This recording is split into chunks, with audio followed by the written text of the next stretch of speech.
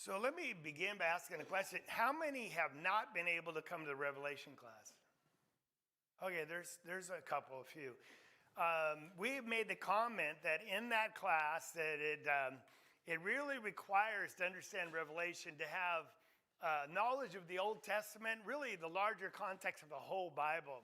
And in that study, in prepping it, you see this phrase come up about first fruits, and it kind of triggered some thoughts. And so we're going to talk about the first fruits as it relates to our life today, because this was a festival or a feast in the Old Testament.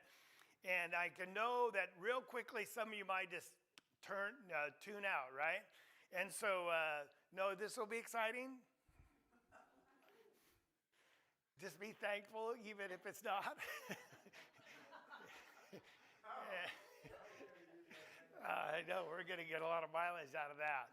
But sometimes we're confused in the Old Testament. We think of all these things that the children of Israel were asked to do, their sacrifices, the festivals. They had to come to Jerusalem so many times a year.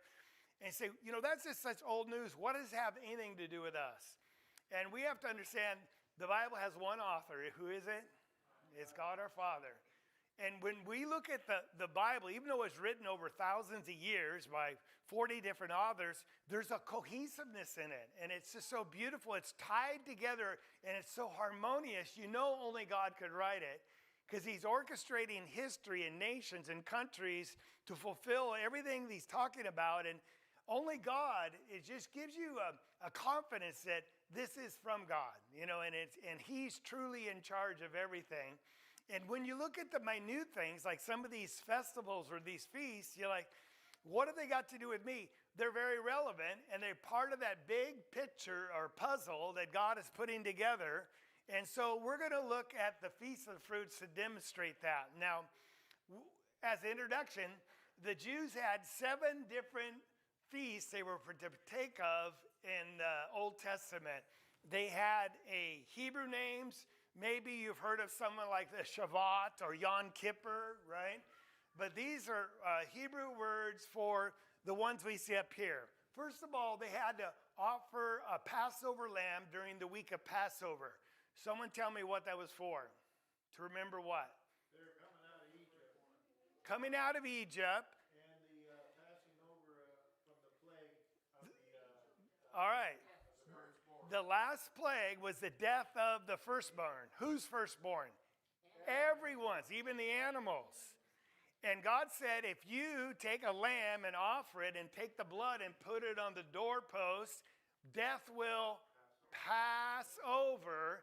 And the next morning there was such a shriek and a cry in the land that hard-hearted Pharaoh finally said, okay, leave, because he's been saying no all the time to God and to Moses. So they leave, and they celebrated that every year to remind them of God's great deliverance, because death passed over them. What is the spiritual fulfillment that means something to us about that? We know that's Jesus. He's called our Passover. He was offered when? As a sacrificial lamb. During the Passover week, on the Passover, and because of his blood sprinkled on us, death, spiritual death, what? Passes over us. Now, who could manufacture such a thing? Is it just a coincidence? No, God planned it physically so we could enjoy the true spiritual benefits today, and we can look and just praise God. Yeah. I was just curious, when Abraham was getting ready to sacrifice his son, was that also the Passover week? No, because the Passover hadn't been instituted yet. But there sure is imagery, because he offered his only beloved begotten son, his firstborn, and God offered his only begotten, beloved firstborn son, Jesus. And that was on the same mountain. Yes, as we understand, it would be in the same locale. Yes. Go ahead. Matthew's account listed as the last Passover. Yeah, because there's no need for it. Exactly. Now, during that week, they call it the Feast of the Unleavened Bread, because what could they not do for those 7 days? They couldn't have any yeast in their bread, because it's symbolic of the time when He said, you're going to leave town so fast, you don't have time for your bread to rise. And so they ate unleavened bread because tomorrow you're getting out of town. So they did that in remembrance of it, but also yeast is symbolic or spiritually a metaphor for what? Sin. And Christ lived, even though he's tempted in all things, yet was without sin. He was our pure sacrifice. And it's a call for us to live sinless lives as much as we can, right? And so everything that we look at, they did, we're like, man, it's just a feast for them. No, it has spiritual overtones that are the real intention. Now, Pentecost was 50 days later, and that's when they celebrated the covenant given to them on Mount Sinai. It was a celebration of the harvest as well. But that's when the Holy Spirit came down upon the disciples, the apostles, and the church was established, and the new covenant written on hearts was initiated. It's a mirror of what happened at Mount Sinai. And it happened on the day of Pentecost when they're having this festival, this meal. Now we skipped the first fruits. See that one? First fruits. That was another spring holiday. And notice the Passover mimics Jesus' death. We have the unleavened bread, but we won't talk about that. But here it says the resurrection. So the first Sabbath after the week of unleavened bread, so that week ended when? On Friday, and then Saturday would be the first Sabbath. That was the Feast of First Fruits. All right, and extended into Sunday morning in our calendar, because Sabbath starts when? It's 6 at night and goes to 6 in the morning, right? When did Jesus raise from the dead? Sunday morning. Okay, so think about that as we go through this. So we're going to look at first the background. We're going to look at the purpose, then we're going to look at the promise, and really the most important, the promise to us about this first fruit feast. So the background goes all the way back to the book of Leviticus, when God's talking to covenant Israel. Remember, they were in a covenant relationship, the Jews were, which ended when they defiled it, and God initiated a new covenant with us. But in Leviticus, the Lord spoke to Moses, says, speak to the sons of Israel and say to them, when you enter the land, what's the land? This is a covenant land. I just want you to realize that he mentions the word land several times. It's about, this is a covenant promise being kept. When you get there, it's not if, it's what? When. It's not if we get to heaven, it's just a question of when, all right? When you enter the land in which I'm giving to you and reap its harvest, then you shall bring it in the sheaf of the first fruits of your harvest to the priest. And he shall wave the sheaf before Jehovah, Yahweh, for you to be accepted. On the day after the Sabbath, the priest shall wave it. That's that Sunday, the day after the Sabbath. That's the day of first fruits. All right? And so when we look at it, it's called the Feast of the Harvest. In Numbers, it's called the Day of First Fruits. Why first fruits? Because it was the first harvest. So you take the harvest, and say you got 10 bushels, you take the first bushel or portion of it, it's the first fruit, and who do you give it to as a sacrifice? To God. Now, why would you do that? We're going to explain as we go on. So Leviticus says, until this same day, until you have brought in the offering of God, of your God, you shall neither eat bread, nor roasted grain, or new growth. It's to be a perpetual statue. So they have all this new grain, and the kids are going, Mom, can you make us some new bread? Because out of this new grain, everyone's excited to eat it, right? And what does the law say? No, until you've given the first of your fruits as an offering to God. Now, that's easy to understand, but like, okay, we'll just do it every year. They had to do this, right? On that Sunday, the day after that Sabbath, they would offer the first fruits. Would it be easy to become a ritual? Their ears and their eyes became dull. is it easy for what we do to become a ritual? In other words, without our heart being in it. Because we practice rituals, and that's okay, as long as our hearts are in it. So we have to look at the purpose then. And because that's where it becomes more interesting. Numbers repeats this whole concept. So we're in Numbers chapter 15, verse 17 through 21.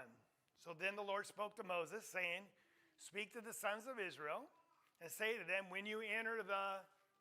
See, this is a covenant promise issue. It's keeping their covenant intact. Where I bring you, then it shall be that when you eat of the food of the land, see, it's all tied to this promise, you shall lift up an offering. I want you to see that, lifting it up. Who are you lifting up to? To God, right? To the Jehovah your Lord. Of the first dough, you shall lift up a cake as an offering, as the offering of the threshing floor. So you shall lift it up from the first of your dough, you shall give it to the Lord as an offering throughout your generation. So, you get this picture. You have this Jewish lady, and she's got the grain, they've ground it, and now she's making dough. And she's going to make loaves of bread. And the kids are, all right, can I have some? Can I have some? No, because the first dough, the first bread, where does it go? To the Lord. So not just the grain, but the first loaf of bread goes to the Lord of every family. Every family. Like, why are we doing this? Well, because it's a statue. And the kids, well, I'm hungry. Well, just wait your turn. God's first. Right? And they might not understand why, but everyone was doing it, and they did it every year. And perhaps maybe even lost its meaning. So when you look at it, we know that it's a sacrifice, isn't it? And there's supposed to be a lesson here that's learned. So here's the purpose. First of all, it's the acknowledgement of where all these good things come from. God's the one that gave you the harvest. God's the one that gave you the rains. God's gave you the sun for it to grow. God gave you the land. And so God's asking them, just remember who provides every good and perfect thing for you. It's me. And do it by giving the first and the best of your fruits, the first fruit, to me. As a perpetual. Now, if every family's doing that, and they understood it, would there be a little conversation with their children, their family, why they're doing it? Because God gave us this land. The orchards were already full grown and mature. We didn't plant in the vineyards. We didn't build the houses. We just moved in. That's exactly how they took it. God provided it all. And we just remember him by offering the first of the fruits. So there was the first reading, because the harvest was a gift, the land was a gift, their lives were a gift sustained by God. And so it actually then dedicated the whole harvest. Because when you consecrate and give something to the Lord, it makes it holy, right? It makes the rest of the harvest pure and holy.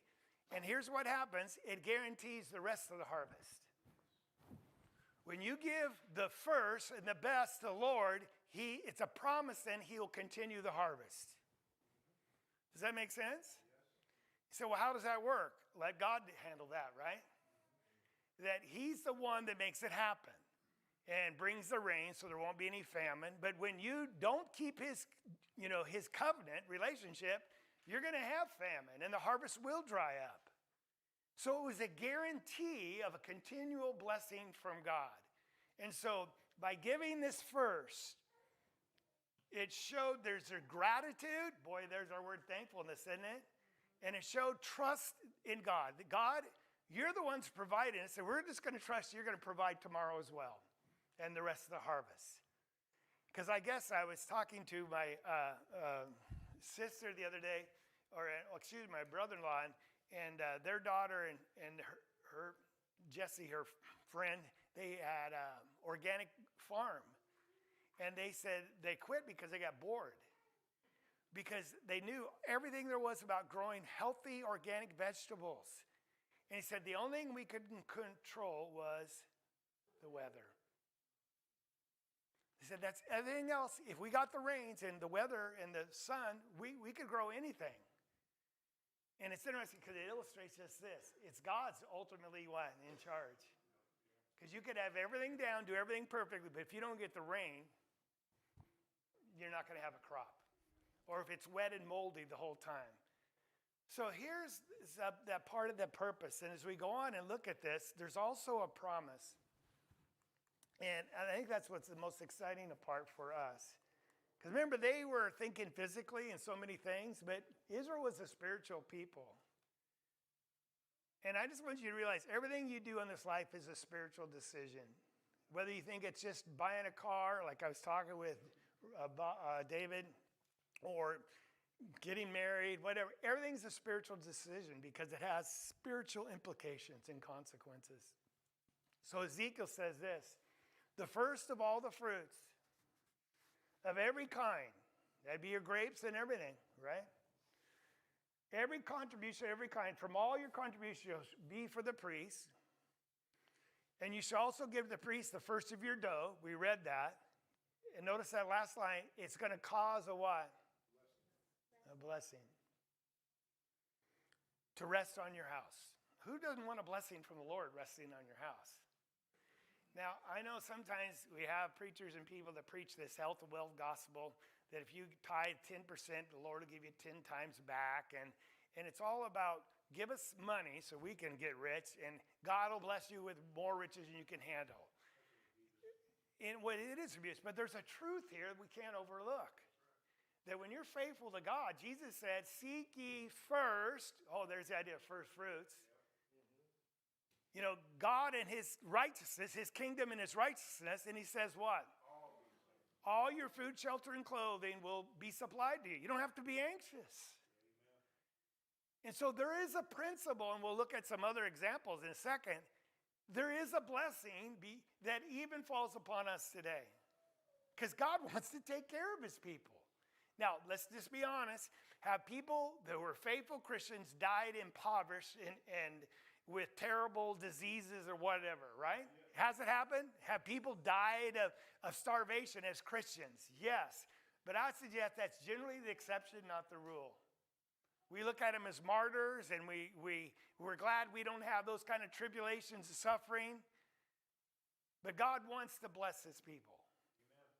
And there's this blessing here that'll rest on your house. And it's called, he causes, I want you to notice that. He causes it. So it's not happenstance. It's not a coincidence. It's just not time and chance. God brings it about. And when you're following the Lord, things seem to just work out better in your life, don't they? But when you're half in the Lord, half in the world, you're like, why is my life a mess? Because you're depriving yourself of the blessing from the first fruits. And so we look at it, this promise, Proverbs says, on the Lord from your wealth. So it's extending it, because their wealth was livestock, clothing, and produce, right? Yes, and silver and gold. From the first of all your produce. You know what he's calling it, your wealth? He said, you honor God so that what will happen? Your barns will be filled. When you give the first fruits, man, this is hard to give the best to God. Because I haven't even tasted it yet. You'll get a barn full. Is that a good deal? All right? And your vats will overflow with new wine. So they're giving their wine or their grapes to it, and you're going to have an abundance. First fruits guarantee a better full harvest. You see that? So another text, Jeremiah. This extends to all of Israel. So we got to break this down. And we're going to get to Revelation in a second. And I think it's amazing, but hopefully you do too. Israel was holy to the Lord. Israel as a nation is called the first of his. Israel's the first fruit. So at this time, Babylon's coming and going to take Israel into captivity. And there's a warning. All who have ate of it, who would the it refer to? Who's the first fruit? Israel, right? How do you eat of Israel? By doing the things that they did. No, that's close. Think of other nations. Taking them in captivity, right? Oppressing them, trying to attack them and take their citizens as slaves and looting. So God, Israel's holy to the Lord as his first fruit to the Lord. So there's a blessing on Israel. Israel's holy because of the first fruit. And if you become guilty of eating her, evil's going to come upon you. Do you get that? Now think of nation states that kind of afflicted Israel in the Old Testament that saw their demise. Can you think of somebody? I think of the Midianites. Midianites. What happened there when, what's that, Gideon was told what to do when he tested God about the fleece and all that. That was in our class today. But what's interesting is what happened is then they went and it said that the number of the Midianites and their animals were innumerable. Yes. You couldn't count them. But they took all the animals and they took them, and those animals became their demise because they did what God asked them not to do. Yeah. The animals ate up all their food, then they were starving Yeah. because the animals ate all their produce. So the Midianites at the end were what? Totally destroyed. How about the Philistines? Were they all as affliction to Israel? Yes. But systematically, God devoured them. Assyria, Sennacherib surrounded, and he sent a letter just, what kind of God? No God can deliver you from my hands. And that's when Hezekiah spread it out in front of God, said, take note of this. In the middle of the night, the angel of the Lord killed how many? 185,000. This is true. If you become guilty of eating, afflicting God's first fruit, you're going to see nothing but evil. And the whole history of Israel shown that. Yes, Mary. Does that connect with the fact that when the people were taken into Babylonian captivity, it was the bad ones that went in, and the people that were left in Israel were saying, look, those are the bad guys, they were taken out, but God took the best and preserved them. He did in Babylon. But what happened to Babylon in the end? Because did they devour Israel? They were destroyed. But Israel came out. And that's right. So I just want you to see there's a blessing and a promise attached to not just the food, but most importantly to you, Israel. Now, we are God's covenant people today, no? Yes. I just want to make sure I get this really clear, even though you made the point quite well. So anyone back in the day who would hurt or harm Yes. Israel, they were guilty and something evil would come upon them. And that's the context of Jeremiah, because he's talking about woe is me, because Babylon's coming, but God will deal with Babylon later. Because they will.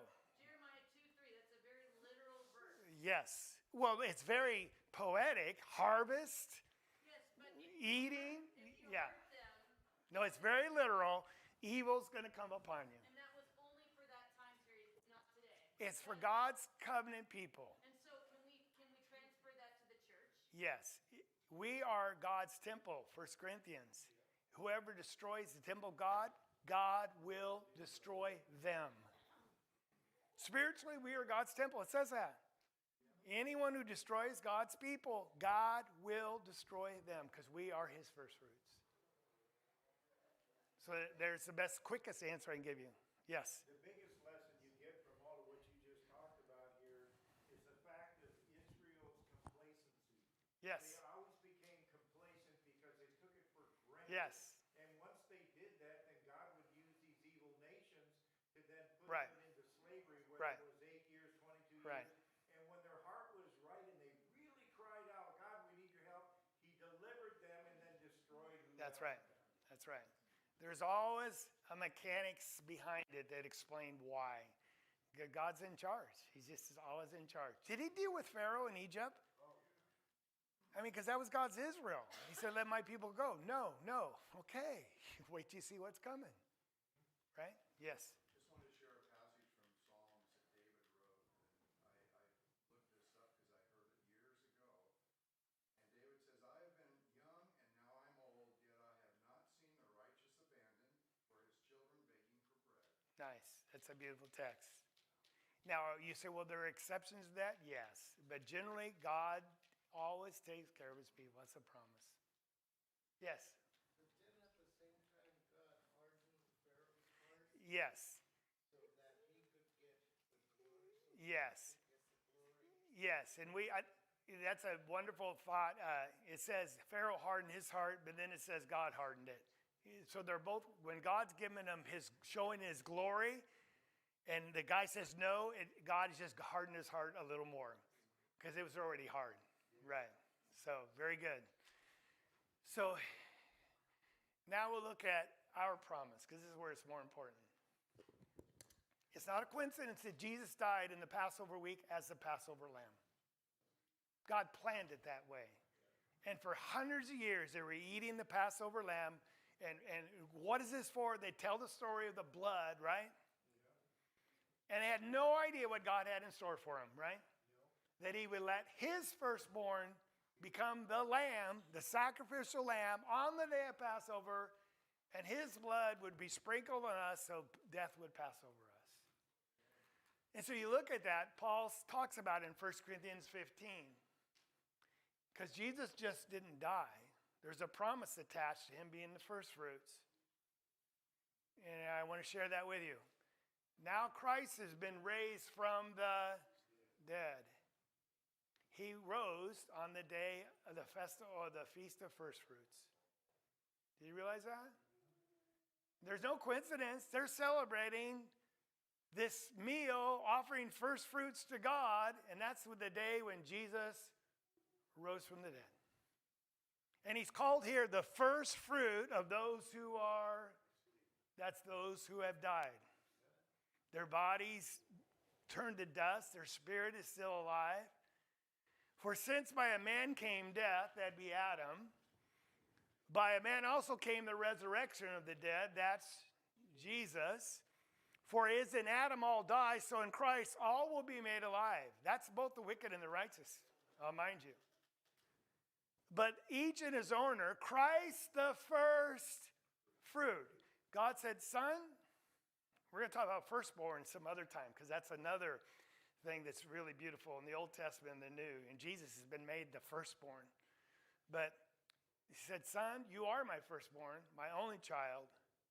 I want you to go to the earth, and I want you to be a sacrifice and for their sins. So my wrath that should fall on them will fall on you. And it's going to be horrific. And I appreciate how you looked. He prayed, didn't he? 3 times. Yeah. But he still abided by God's will. And God rose him, the first person to ever rise from the dead and never die again. I mean, Lazarus rose from the dead, but he died again. Man, that'd be tough to die twice. And there's been others, right? But Jesus never will ever die again, and he was raised in glory, and now he sits in glory, right? Yeah. Now, what's the promise of first fruit? If you offer the first fruit, and Jesus offered himself to God as a first fruit, right? What does that guarantee?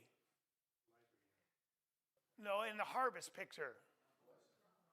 Blessed crop. The rest of the fruit's going to come in. So the same way, spiritually, Jesus is the first fruit, and we're all going to be made alive. He is the first fruit, and those who are Christ that is coming. It's guaranteed you will rise from the dead, and it's guaranteed on the life of Jesus Christ. How sure can you know that you're going to heaven? It's so exciting. And I just have indescribable gratitude because it's a gift. God made it happen, not me. Just like it was a gift, the food and the harvest was to them. He's the one that sustains me spiritually because Jesus is the bread in which I live by, right? This manna from heaven. And so I have this unspeakable gratitude when I realize I'm going, and then I become sanctified because anything that's offered to God becomes what? Holy. And so now I have this newfound determination. I'm going to live as holy and as pure as I can in this life for God because I'm going there soon. And it just changes everything in our life when you understand this truth.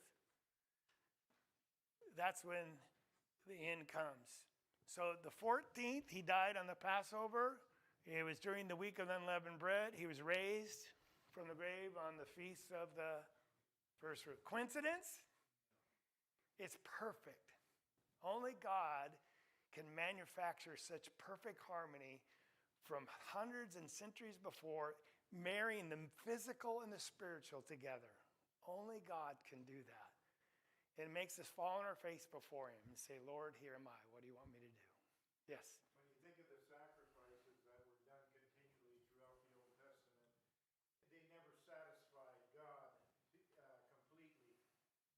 They did it, and again, it was rolled forward. Yes. Rolled forward. There was no absolutely blotting out. But Jesus' blood under the new and better covenant Yes. allows us that opportunity to have our sins completely blotted They're out. gone. Yeah. And gives us spiritual life that they did not have. That's right. We have a spiritual life. That's right. in our life. That was only in promise. Ours is fulfilled. A couple more, and then we'll be done. James, we all know this passage, but hopefully it makes more sense. It's more colorful because James, being the brother of Jesus, was a Jew, and he understood the Old Testament. Every good thing and every perfect gift comes from. That's in our life too, right? Coming down from the Father of lights, whom there is no variation or shifting shadow, in the exercise of his will. This is all about what he chose to do, and it's going to happen, and no one's going to stop him. He brought us forth by the word of truth. We are born of the word as it planted in our hearts and took root, so that we would be kind of first fruits among his creatures. We're first fruits. We have that same sacred identity before God. And we're offered up by Jesus Christ to his Father as his children. And with it comes a guarantee of the blessing that's going to come. So because of that, things change. Revelation, now when we get there, we're going to have the 144,000. All of you heard of that number, right? It's misused and misspoken, but we'll explain it when we get there. But this is the ones he's talking about here. He says, these are the ones who have not been defiled with women. They kept themselves chaste. These are the ones who follow the Lamb where? Wherever he goes. And don't you love that? Wherever Jesus goes, that's where I'm going to be. These are dedicated, right? And it's not just their fruit. It's not just their money. It's not just their house, but everything they are on this world, Jesus gets first. Everything. Because they follow him wherever he goes. These have been purchased from among men. Have we been purchased with the blood of Jesus Christ? Yes. As what? First fruits to God. This is all he gets out of the world. I mean, the people eat the rest. In Israel's day, they eat the harvest. God got the what? The first fruit. When it's all said and done, Jesus comes and we're raised, if we happen to be dead, or new bodies, everything's going to be destroyed except for you and me because we'll be the first fruits. We're the only thing that God takes out of this world because we're holy and pure in God's eyes. And there's a promise attached to that. There's no way it cannot happen, or else God is a liar. We just got to be found faithful because there was no lie found in their mouth, and they're blameless. Now, we're blameless not because we live perfect lives. We're blameless because of our relationship with Jesus, but we have a heart of blamelessness. We try our best to be blameless. And that's why we remove ourselves from the world. We come out and we're trying to be separate. And so the last one, here's our response. 1 Corinthians 6, verse 19. You're not your own. We read this passage, but hopefully it makes more sense. You don't belong to yourself. You've been offered as a first fruit sacrifice to who? You are not your own. You were bought with a price. So make one ambition. Glorify God in everything you do in this body. When you go to work, glorify God. Be the best worker. When you drive, obey the speed limit. Glorify God in everything you do, right? When you pay your taxes, when you talk to someone, you glorify God in your language to that person, lifting them up, blessing them rather than tearing them down. Everything you do. How many times have I heard people say, I'd like to give more, but, I have a limited budget. So I have a budget. When I pay all the bills, I give out of what's left over. And maybe I'm talking to some of you right here. You have a budget, and when you spend everything, whatever's left over, I give some of that to the Lord. Is that giving first fruits or leftovers? And you know why you run out at the end of the month? Because you're not giving your first fruits to the Lord. Because he'll guarantee what? The rest of the harvest. It's not health and wealth gospel. He says, I'll just take care of you. He said, wow, I think I'll try that. And it's not because I'm seeking what he's giving. I'm seeking God. I'm living my life and offering it up to him. God, you take care of my life because you'll do a better job than I can. So first fruit means everything I do. Romans 12, we know this passage. Therefore, Paul says, I beg you. I'm going to say it, then I'll put it up. By the mercies of God. What does that mean? In light of what? He's done for me. I beg you, present your bodies as a living, offered up as first fruits to God, which is acceptable, and that's your spiritual worship.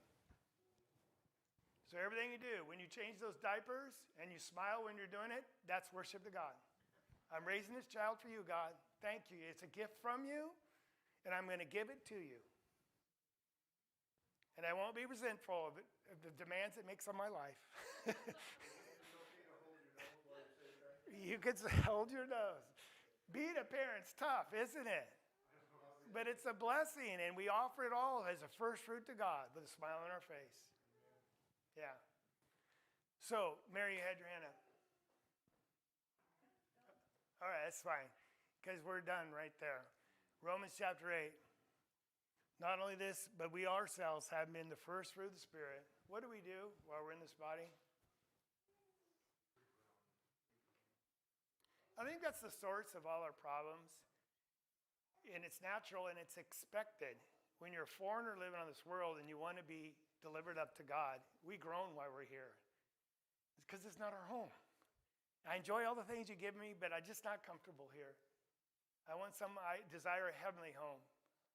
So we groan within ourselves, waiting eagerly for our adoption as sons, the redemption of our body. In other words, we get a glorified body. And we do that because we're what? First fruits. So if you don't feel comfortable in this world and you groan, my wife sighs a lot. I used to think I was in trouble. Well, okay, I was in trouble. But I've grown out of that. Now she sighs because she just wants to go home. You understand the difference? And so there's the lesson about feast of first fruits. Did you realize there would be so much there? And it's so beautiful because it started in the Old Testament. And God's got a plan for everything that he's done. He's got a plan for you and me. All right. Yes, Betty. I wanted to ask an unrelated question, but every time you hear of anything that eats bread or wine, do they eat other things? Yeah, that's a good question. She asked, in the Old Testament, you see most of the texts are bread or wine. And she asked, did they eat anything else? You know, of course they did. You know, they ate the meat of the calves, of the goats and the sheep. And so I'm trying to form an answer. Why just bread and wine?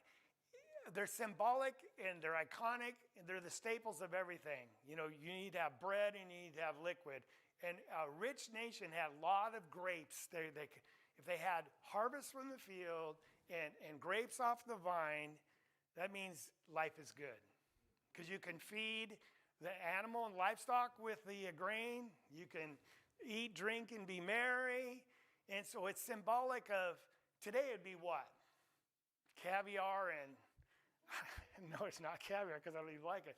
What would be iconic to say you're living high on the hog today? Pizza every day. You need to raise your standards, dude. What? What would it be? Steak and lobster, yeah. All right. But it has to be a drink. You know, so that's my best short answer. Yeah. Because when you have that, you've got everything. And of course, they were both offered. They're the only things present in the temple. There was a table of showbread, had bread, and they poured out wine offerings. So it's what God accepted. He wanted the best from the land. And he wants the best from you and me. Not the leftovers, not second place, first place. Yes, Max. You're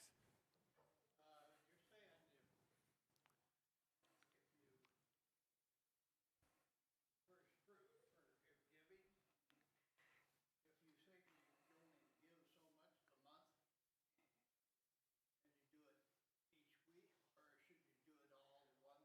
Oh, that's a good question. We'll talk about giving maybe another time, but I'll answer your question quickly.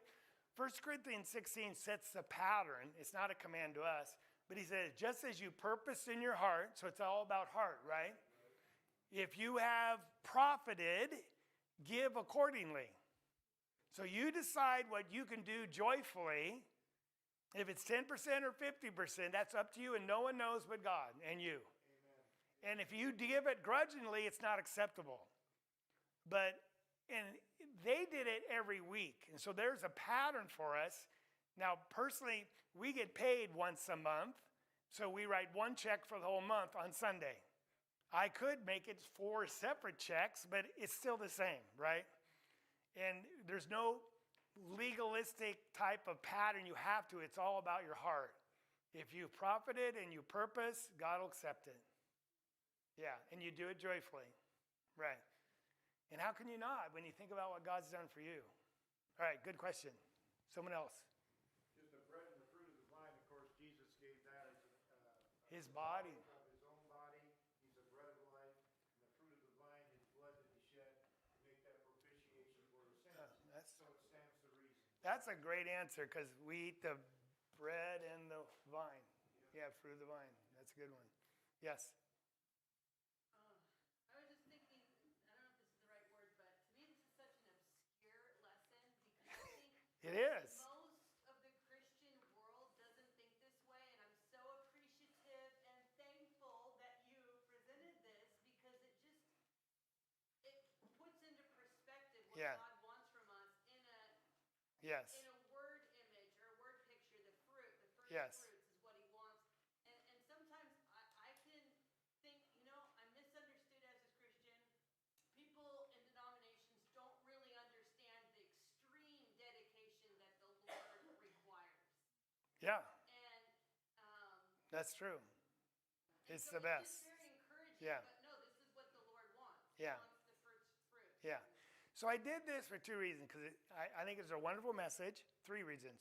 It's going to help us learn how to study the Bible. That you see, there's connections everywhere. We need to be aware of that and looking for it. And thirdly, Revelation is going to help because Revelation is God's vengeance against the apostles and prophets because they killed Jesus and they're killing Christians. And if you destroy God's people, the first fruits, what's God going to do? Oh, that's what it's all about a letter of vengeance against Jerusalem, remember? Now it makes total sense when you see this background. God's angered. And his wrath's going to come upon those people that are killing his first fruits. And of course, they got to stay faithful, and they were. That's why it says in the 7 letters, be faithful, overcome, persevere, be faithful. I got your back. I'm taking care of you. It all makes sense in the light of what we just said, doesn't it? If you've been in our Revelation class, like, whoa, those echoes from the Old Testament are just ringing loudly. And they knew the Old Testament. They're going, okay, we will, Lord. Because it's guaranteed. Even if we die, He'll raise us again. Isn't that beautiful? Yeah. Jeff. Just stepping back to when you were talking about sometimes we do know people that are faithful and serve God and they still die in Right. poverty or starvation. I think it's really important to keep in mind that, well, the book of Job, we don't always know what God's going on. Right. At the end of the book of Job, there was no big reveal. There was no, this is why I did this. But we did get 10 times the blessings before. He did. Yeah. What he told him was, you don't know what I'm doing. Right. And it's not really your place to be questioning. Yeah, that's a good point. My righteous behavior. He didn't tell Job, yes. Yes. He didn't tell Job that. So it is important when, if we see that or if it's happening to us, to again be like Job and remain Faithful. Good point. Really well said. Anything else? Yes. Just one thing on the offering piece, which is so important. And you pointed it out, give as you purpose in your heart, as you've been prospered. And that's so important. But the next part comes in for God's people as well, is to understand that that free will offering is not ours. It belongs to God, first and foremost. And how we deal with that, we will give an answer to God for that. It has to be done in accordance with His will, Right. and not our Right. And that is so important because it's a very serious thing when people give and it's personal Well, between them and God, that it be done appropriately according to his word yes. and building. And also, it's probably even more important that we use it correctly because their offering is sacred. It's holy. Exactly. Anything you offer to God becomes holy. And we only can use it for holy things. And be it far from us not Yeah. to do it that way. That's because right. His judgment will That's come right. upon you. What's a martyr, real quickly? Someone who dies For a cause. Why do we honor Christian martyrs? Because they lived a blessed life and they retired in a hill? Because they died terribly for their faith. So it will happen. And we think they're the greatest. Just don't let it be me, you know. All right, yes. So, first fruits, wouldn't that be the same thing as the sacrifice with Abel and Cain? Oh, no. I think I see what you're asking, but his blood was shed on the ground and speaks. That was a murder, Abel and Cain. So it's, yeah. First fruits was behind it, wasn't it? Because Abel gave the best and Cain didn't. Oh, you mean what they brought to the Lord. Yes, there's probably allusions there. Because one was acceptable and one was not. That's a good point. Think about that one. Good point. Yes.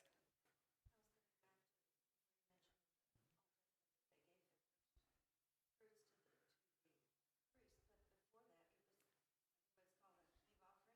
They would Yeah. actually lift it up. Yeah. Say thank you. Yeah. They give it to the priest. Yeah. And so, yes. So our whole life is offered up to God. Thank you. This is why I go. You have great questions, and I appreciate it.